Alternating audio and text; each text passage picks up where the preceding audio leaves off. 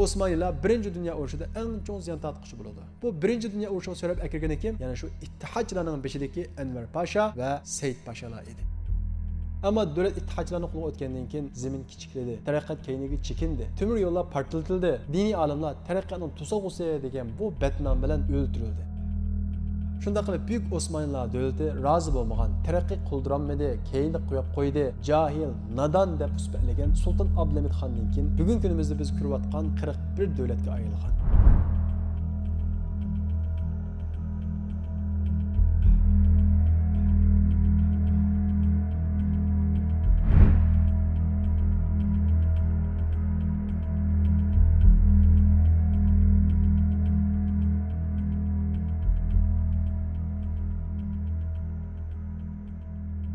Biz ilgirki derslerimizde tafsili sözlüğünümüzdek Sultan Abdülhamid Han sırtqi kuchlarning o'ynagan o'yini, ichidagi xalqlarning moslashishi, ya'ni nadonlikdan, Abdülhamid Hanni tushunmaslikdan bu o'yinga kelish sababli 1909-yili 27-aprel kunisi Sultan Abdülhamid Han taxtdan tushirildi. Shundaqla oilasi bilan birga palanadi. Uning o'rniga qarindoshi Mehmet Risha sultonlik va xalifalik o'rniga chiqadi. Lekin Mehmet Rishad bo'lsa faqat shakliy jihatdan sulton va xalifa bo'ladi. Amaliyotda davlatni bo'lsa ittihat va taraqqiy jamiyatidagi kishilar boshqaradi. Ya'ni Anvar Pasha, Niyazbek, Talat Apati qatorliq mana shu ittihat va taraqqiy jamiyatidagi boshlamchi kishilar davlatni rasmiy shaklda kontrol qiladi va sirtqi kuchlar bilan, ya'ni Yevropa bilan, Rossiya bilan uchrashadigan, nega harbiy tortish, nega harbiy tortmaslik, nega urush qilmaslik ishlarini mana shu ittihat va taraqqiy jamiyatidagi kishilar qiladi. Davlat ittihatchilarning qo'liga o'tgandan keyin o'zi da'vo qilgandek hurlik, erkinlik ro'yobga chiqdimi? Osmoniylar davlatini texnik taraqqiy qildiryaptimi? Dal aksicha. İttihatçılar davlatni kontrol qilgandan keyin rasmiy turkchilik siyosatini ijro qilishga boshlaydi. O'zi da'vo qilgan demokratiyani cho'rvetib, bir partiya diktaturasiga aylandi. Shundaqla Sultan Abdulhamid Xondan olgan Osmoniylar tuprog'i ittihat va taraqqiyot jamiyatining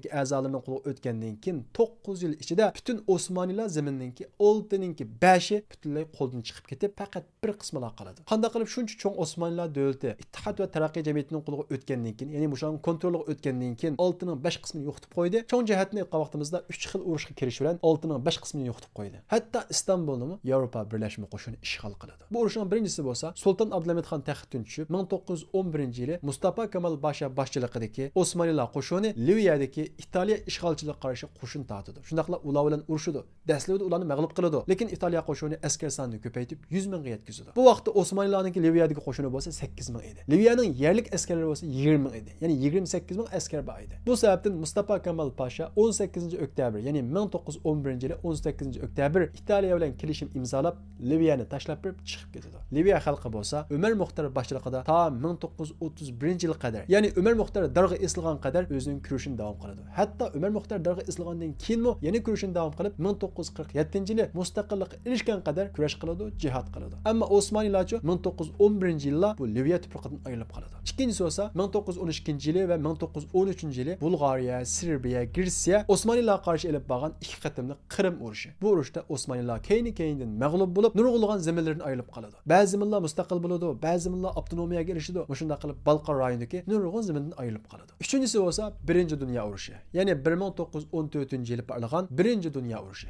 1-Dunyo urushi dunyo tarixidagi eng cho'ng urushlarning birisi. Bu urush 4 yil davomlashgan bo'lib, 70 million askar qatnashgan, 10 million askar o'lgan. Bu urush oxirlashgandan keyin dunyodagi 4 cho'ng imperiya g'oyib bo'lgan. Shundaqla ushoq kichik, ya'ni bugungi kunimizdagi kichik davlatlar tug'ilgan. Bu urush qanday boshlandi? Buning sababi bo'lsa Avstriya va Vengriya imperiyasining valiahdisi Sarayevoda, ya'ni Bosniyada ziyarati bo'layotgan vaqtda Sırp millatchilari tomonidan qaslab o'ldirildi. Ya'ni shu davrdagi 4 cho'ng imperiyaning birisi bo'lgan Avstriya Vengriya imperiyasining valiahdisi qaslab o'ldirildi. Bu sababdan Avstriya Vengriya imperiyasi Germaniya bilan kurashib, "Men Serbiyaga hujum qilaman, menga yordam qilamsan" deydi. Germaniya bo'ladi, kelindi, men bor deydi. Germaniyaning qo'llashini olgandan keyin Avstriya va Vengriya Serbiyaga hujum qiladi. Rossiya Avstriya va Vengriya imperiyasiga qarshi Serbiyaga yordam beradi. Rossiya Serbiyaga yordam bergandan keyin Avstriya va Vengriya imperiyasining qishiga Germaniya qo'shiladi. Germaniya Avstriya Vengriyaning qishiga qo'shilgandan keyin Angliya va Fransiya Rossiyaning qishiga qo'shiladi. Ya'ni Avstriya, Vengriya, Germaniya bir taraf bo'ladi. Bular ittifoqlash davlatlar deb ataladi. Rossiya, Serbiya, Fransiya, Angliya bir taraf bo'ladi. Bular Antanta davlatlari deb ataladi. Bu urush qatnashgan 4 kuchning hammasi shu davrdagi 4 cho'ng imperiya edi. Eng cho'ngi bo'lsa Angliya imperiyasi edi. Ikkinchisi bo'lsa Germaniya imperiyasi. Uchinchisi Rossiya. to'rtinchisi Avstriya va Vengriya imperiyasi edi. Ya'ni Birinchi dunyo urushi mushu cho'ng to'rt imperiyaniki ikki sapga ayrilib urushni ko'rsatdi. Bu urushda tunji qilib havodan hujum qilinadi, ya'ni osmondan bomba tashlanadi, shundaqla ximiyli qurollar ijod qilinadi, ya'ni sanoat davriga qadam qo'ygandan keyingi eng cho'ng urush hisoblanadi. Bu sababdan o'lganlar nihoyat ko'p bo'ladi. Bu urushga dastlabda Osmonlilar qatnashmagan, lekin keyin bu urushga qatnashib, yo'qotgan zaminimizni qaytarib olamiz degan bahona bilan Anvar Pasha va bosh vazir Said Pasha maxfiy Germaniya bilan kelishim tuzadi va Germaniya tarafda, ya'ni ittifoqdosh davlatlar tarafida bu urushga qatnashadi. Ya'ni Birinchi dunyo urushida qatnashadi. Afsus, Osmonlilar bu urushga qatnashgandan keyin burun tartqizib qo'ygan zaminlarni qaytarib olish emas, nurg'un zaminlardan mahrum bo'ladi, ayrilib qoladi. Masalan, bu urushga qatnashganligi tufayli Angliya ittifoqdosh armiyasi Osmonliga, ya'ni Istanbulga hujum qilish uchun Çanakkale bo'g'oziga qo'shin tortadi. Ya'ni kemalar bilan, urush kemalari bilan Çanakkale bo'g'oziga keladi. Osmonlilar qo'shini Çanakkale'da Angliyaga qarshi shiddatli urushdi. Bu Osmonlilarning tarixidagi eng mashhur urushlardan birisi bo'lib, Çanakkale urushi deb ataladi. Natijada bo'lsa, bu urushda Osmonlilar g'alaba qiladi. Bu Osmonlilarningki tunji g'alaba qilgan urushi edi. Shundaqla bu urushning qo'mondoni bo'lsa Mustafa Kemal edi. Bu urushdan keyin Mustafa Kemalning nomi har tarafga taraydi. Shundaqla Osmonlilar davlatida chaqnashga, parlashga boshlaydi. Lekin Angliya birlashma armiyasi Osmonlilarning zaminiga hujum qilishini to'xtab qolmaydi. 1915-yili Iroqqa qo'shin tortadi va 1917-yilga kelgan vaqtda Iroqni butunlay ishg'ol qilib, u yerdan Osmonlilarning bayrog'ini tushirib, Angliyaning bayrog'ini qalaydi. Shunda qilib Iroqmi Osmonlilarning qo'lidan chiqib ketadi. 1916-yili 5-oyning 16-kuniga kelgan vaqtda Rossiya, Angliya, Fransiya qatorliq shu 3 davlat orasida maxfiy holda Sykes-Picot kelishimi imzolanadi. Sykes-Picot kelishimi qanday kelishim? Bu kelishim bo'lsa, Osmonlilar tuprog'ini qanday bo'lishish, nerdan hujum qilish, kim nani elish bu kengashiladi va shundaqla Osmonlilar tuprog'i o'zaro to'rtni bo'lganga o'xshash bu 3 davlat orasida bo'lishadi. Angliya Qudus, ya'ni Yerusalim deb atiladigan Qudusni, Iordaniyani, Iroqni va Arab yarim orol davlatlarining hammasini oldigan bo'ladi. Ya'ni bugungi kunimizdagi Saudiya va uning atrofidagi ushaq davlatlarni Angliya oldigan bo'ladi. Fransiya Janubiy Turkiya, Shimoliy Iroq, Suriya va Livanni oldigan bo'ldi. Rossiya bo'lsa Istanbul, Turkiyaning dengiz bo'g'ozlari va Armeniya viloyatlarini egallamoqchi bo'ladi. Bu shunday qilib Osmonlilar davlatini bo'lish uchun bu kelishimni imzolaydi. Ya'ni Sykes-Picot kelishim bo'lsa, bugun biz ko'rayotgan islom davlatlari deb atalgan, ya'ni arab davlatlari va islom davlatlarininki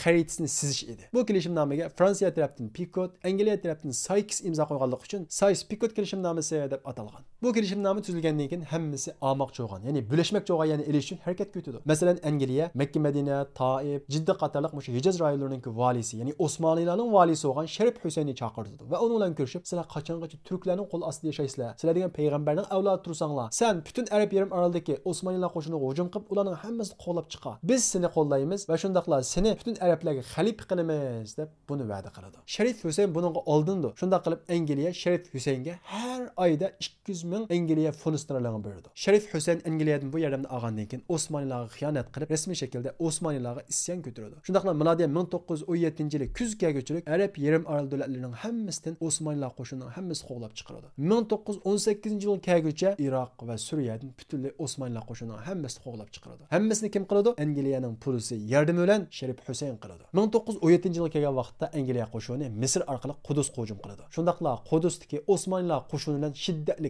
40 kun urushdi. Bu urushda Osmonlilardan 25 ming askar shahid bo'ldi. Natijada Osmonlilarningki 4 asrga suzilgan Qudusdagi hukmronligi mana shu urushdagi mag'lubiyat bilan oxirlashdi. Nima uchun Angliya Misr orqali, ya'ni Misrga kirib, Misrning yordami bilan Qudusga hujum qiladi? Misr musulmon emasmidi? Afsuski, Misr Muhammad Ali Pasha boshchiligida, ya'ni 100 yil burun butunlay g'ariblashib bo'lgan, shundaqla Birinchi dunyo urushidan burun butunlay Angliya parastlashib bo'lgan. Ular uchun Osmonlilardan Angliya yaqinroq edi. Bu sababdan Angliyani qo'llagan, Angliyaga yordam bergan. Shunda qilib Qudus Salohiddin Ayyubiy azod qilgandan keyin Masjid al-Aqsoni tunji qatam Angliyaning qo'liga 1917-yili tushib ketgan, ishg'ol qilingan. Shundaqla 1920-yili ittifoqdosh davlatlar qaror qilib Qudusni Angliyaga bergan. Angliya bo'lsa 1930-yilga kelgan vaqtda Balfour xitobnomasi bilan Qudusni Yahudiylarga bergan. Demak, Buyuk Osmonlilar davlati mana bu shunday Sykes-Picot kelishimiga asosan kuchli davlatlar orasida parchalanadi, kichik davlatlarga bo'linadi. Bu maxfiy tuzilgan Sykes-Picot kelishimi qanday qilib oshkorlandi? 1917-yili Rossiyada inqilob yuz berdi. Bu inqilob yuz bergan vaqtda Polsheviklar Char podshohining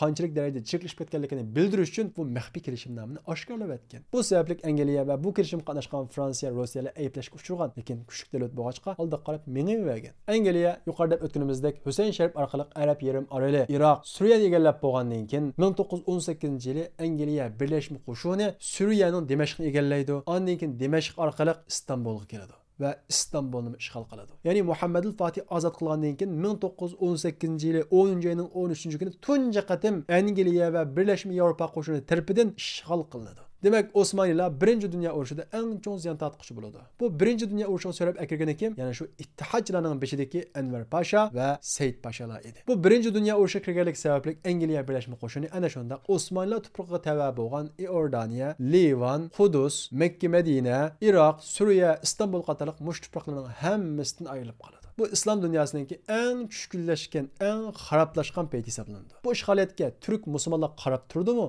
Ondaq emas. Bu ishg'oliyat qarashi bir tarafdan Mustafa Kemal, yana bir tarafdan bosh qo'mondonlar har tarafdan isyon ko'tardi. Oxirida g'alaba qilgani bo'lsa, Samsungdan bosh ko'targan Mustafa Kemal Pasha edi. Ya'ni Mustafa Kemal Pasha Angliya ishg'oliyatiga qarshi keng ko'lamli inqilob qilib 1920-yili Anqara hukumatini qurdi. Bu vaqtda Sultan Vahdaddin bor edi. Ya'ni Osmanlılar saltanati xalifligi bor edi. Ammo biz yuqori deganimizdek Sultan Abdulhamid Xondan tortib davlatni ittihodchilar, ya'ni Anvar Pasha va shundaqla Mustafa Kemal Pasha qatorliq shu ittihodchilar boshqardi. Lekin shu davrdagi Osmanlılar bo'lgan Vahdaddinning azroq huquqi, ya'ni saltanati bor edi. Ya'ni davlatni butunlay kontrol qilolmasa-mu, lekin o'rni bor edi. Masalan, Angliya Istanbulni ishg'ol qilgandan keyin ana shu xalifa Sultan Vahdaddin bilan suhbat o'tkazgan. Demak, bu vaqtda Istanbulda Osmanlılar davlati, ya'ni Osmanlılar saltanati va xalifasi bor edi. 1922-yilga kelgan vaqtda cho'ng davlatlarning hammasi ustalga o'tirib, endi men urushni qanday to'xtatamiz, Turkiyaga nani beramiz, Turkiyaning chegarasini nerdan nag'ishsizimiz degan bu Lozan shartnomasi degan bu shartnomasiga Turkiyani chaqirdi, ya'ni Osmanlılarni chaqirdi. Sultan Vahdaddin ularga elchi ömek evetmekçi bo'ladi. Lekin bu vaqtda Mustafa Kemal Pasha Osmanlılar davlat saltanatiniga butunlay oxirlashganligini e'lon qiladi.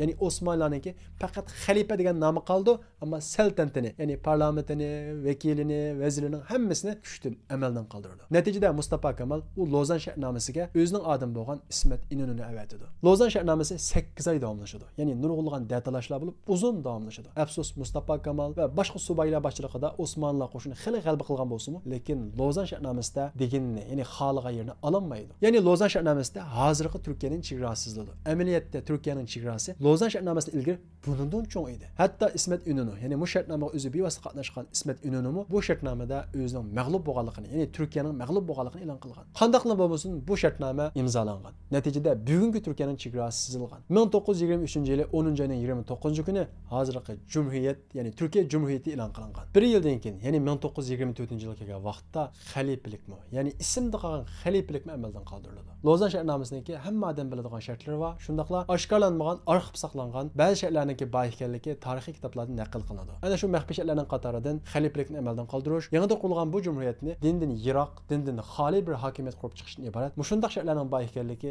tarixiy kitoblarda naql qilinadi. Amaliyotda Turkiya Cumhuriyati qurilgandan keyingi ba'zi ijroatlar bu maxfiy shartlarningki haqiqat ekanligini isbotlaydi. Xulosa qilib aytgan vaqtimizda Ittihod va Taraqqiy jamiyati Sultan Abdulhamid Xonni taxtdan tushirgandan keyin 6dan 5 qism zamindan mahrum bo'ldi. Hatto agar biz mush hamma narsani voz kechib taraqqiy qilaydigan ish bo'lsa taraqqiy qilayli deb nurg'ulg'an diniy olimlarni o'ltirdi, nurg'ulg'an diniy maktablarni, diniy madrasalarni chekladi. Ana shundaq hamma narsani voz kechib turibmi, Sultan Abdulhamid Xon kelgan taraqqiyotga 1980-yili keldi. Chunki Sultan Abdulhamid Xon davrida telefon simlari tortilib bo'lgan. Shundaqla ba'zi taraqqiyotlar, ba'zi sanoatlar kirishga boshlab bo'lgan. Ammo davlat ittihodchilarining qo'liga o'tgandan keyin zamin kichikladi, taraqqiyot keyniga chekindi, temir yo'llar portlatildi, diniy olimlar taraqqiyotning to'sog'usi degan bu batnom bilan o'ltirildi. Nadan xalq bu batnomlarga ishondi. Rost mush islomdan yiroqlashsak, rost mush ulamolarni, mollalarni o'ltirsak taraqqiy qilolgudekmiz deb o'yildi. Natijada taraqqiy qila oldimi? Dal aksicha. Yevropa elidagi davlatlar Germaniya mashin zavod qurib, mashin ishlab chiqara boshlagan vaqtida Turkiyadagi ittihodchilar nima ish qildi? Qiyofat qonuni chiqarib,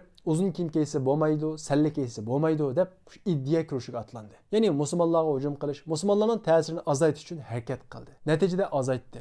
Musulmon xalqni g'arblashtirdi. G'arbdek o'ylaydigan, g'arbdek kiyinadigan ana shunday holat keldi. Lekin taraqqiy qildimi? Dal aksicha, keyniga chekindi, iqtisodiy krizga patdi. Ya'ni musulmonlar uyg'ongandan keyin, ondan keyin ma davlat taraqqiy qilish qarabmadi. Masalan, Najmiddin Erbakandan tortib ta bugungi kunimizga qadar buning tirik isboti. Demek taraqqiyot deganlik sog'lom aqidani tashlash deganlik emas. Taraqqiyot deganlik o'rganish, o'qish deganlik. Bizning dinimiz dal o'rganish, o'qish undaydigan din. To'g'ri, Yevropa dindan yiroqlashganlik uchun taraqqiy qildi. Chunki ularning dini xato edi, o'zgartirilgan edi. Ammo musulmonlar dindan yiroqlashgan sari chekindi. Masalan, Osmanlılar yıkılgandan tatip bütün İslam elleri hemmesi gerçi Müslüman devleti deb atalsa hiç qaysi Müslüman devleti emas. Hemmesi ilmanizm, yani sekuler iddiasındaki devletler. Ana şu devletler İslamdan yiroqlashib, sekuler devletini qurdi, lekin taraqqiy qildimi? Qaysi bir Arab, qaysi bir İslam devleti taraqqiy qilib Yevropaga va yoki Yaponga va yoki boshqa bir kafir devletga yetishib baqdi? Demak, mesele bizning dinimiz emas. Sözümüzü Şerif Hüseyin qaytarsak, Şerif Hüseyin Angliyaning yordami bilan Arab yarim orollardan Osmanlılar qo'shinlarining hammasi qo'g'lab chiqargan, temir yo'llarini portlatgan. Ondan keyin uning ahvoli qanday bo'ldi? Angliya Şerif Hüseyin egallagan zaminni Şerif Hüseyinning 3 o'g'liga bo'lib berdi. Yani Şerif Hüseyin'in 3 oğlunu Angliyaga vakaleten boshqarib beradigan bir malay o'rnida qo'ydi. Masalan, cho'ng o'g'li Aliga Saudiya Arabistonini beradi. Lekin Angliya yana bir tarafdan burunqi Saud jamiyati bo'lgan Abdulazizni qo'llab, uning qarshi yordam bergan. Ya'ni ikkisini urush qilgan. Natijada Abdulaziz Sharifning o'g'li Alini yengib, bu yerda Saudiya Arabiston davlatini qurgan. Ya'ni 3-qatimliq Saudiya Arabiston davlatini qurgan. Biz ilgirgi darsimizda so'zlagan 1-qatimliq Saudiya Arabiston davlati Sultan 2 Mahmud davrida yiqilgan. Shundaqla Sultan 2 Mahmud 1-qatimliq Saudiya davlatining oxirgi podshohi bo'lgan Abdullah ibn Saudni kallasini elib, uni tarixga aylantirgan. Ikkinchi qatim 5 yildan keyin, ya'ni 1825-yili Saud ibn Abdullah boshchiligida ikkinchi qatim Saudiya davlati qurilgan. Ikkinchi qatim qurilgan Saudiya davlati, birinchi qatim qurilgan Saudiya davlatidan tajriba olib Makka Madinaga yaqinlashmagan. Ya'ni Osmonlar tuproqiga yaqinlashmay, Najd rayonlarida kengayib shu yerda davlatini qurgan. Lekin ular 1890-yilga kelgan vaqtda ichki urushga petib, ikkinchi qatim Saudiya davlati yiqilgan. Uchinchi qatim Saudiya davlati ana shu Angliyaning qo'llashi bilan Aliga qarshi kuch kiritib, Alini yengib Saudiya Arabistonini Makka Madinani egallab, bugun kunimizdagi Saudiya Arabiston qurilgan. Ya'ni bugun kunimizdagi Saudiya Arabiston Angliyaninki yordam bilan qurilgan. Husayn Sharifning ikkinchi o'g'li Abdullahga Iordaniyani bergan. Ya'ni bugun kunimizdagi Iordaniya, shundaqla bugun kunimizdagi podshohi Abdullah bo'lsa,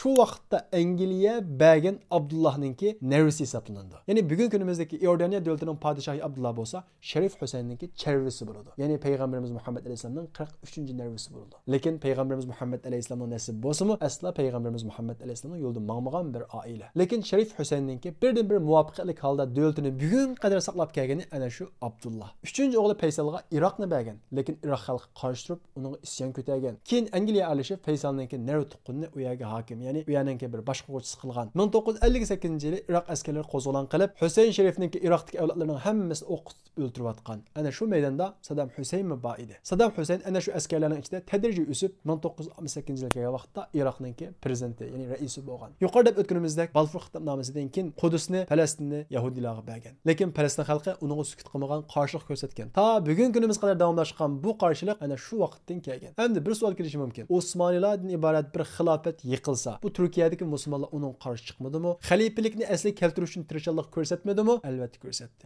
Ko'rsatganlarning qatoridan birisi bo'lsa Sheyx Said. Sheyx Said Kurd olim edi. Xalifalik amaldan qoldirilib, yangi jumhuriyat e'lon qilingandan keyin, endi davlat rasmiy shaklda dinsizlik qarab mangdi. Biz xalifalikni asli keltiramiz deb qurolliq inqilob qo'zg'agan va bir qancha ichida xali kuchaygan, shundaqla 40 ming askarga ega bo'lgan. Lekin oxirida Mustafa Kemal qo'shin avatib, ularning hammasini bostirib o'tgan. Sheyx Saidni bo'lsa darg'a asqan. Undan keyin cho'ng isyonlar bo'lmagan. Shunda qilib buyuk Osmoniylar davlati rozi bo'lmagan, taraqqiy qildiranmadi, keyinda qo'yib qo'ydi, jahil, nadon deb suhbatlagan Sultan Abdulahamid Xondan keyin bugun kunimizda biz ko'rayotgan 41 davlatga ayrilgan. Ya'ni 41 parcha davlatlarga ayrilgan. Lekin bu 40 nacha davlatlarning ichida hech qaysi da'vo qilgan taraqqiyotga yetanmadi. Yevropa va yoki Yaponiyaga o'xshash taraqqiyot ketanmadi. Demak, islomdan yiroqlashib, sekular, ya'ni dinsiz bir davlat quribmi, maqsadiga yetanmadi. Biz tarix ummatan qarab boqadigan bo'lsak, musulmonlar sinab baqdi. Dindan yiroqlashibmi sinab baqdi. Dindan chiqibmi sinab baqdi.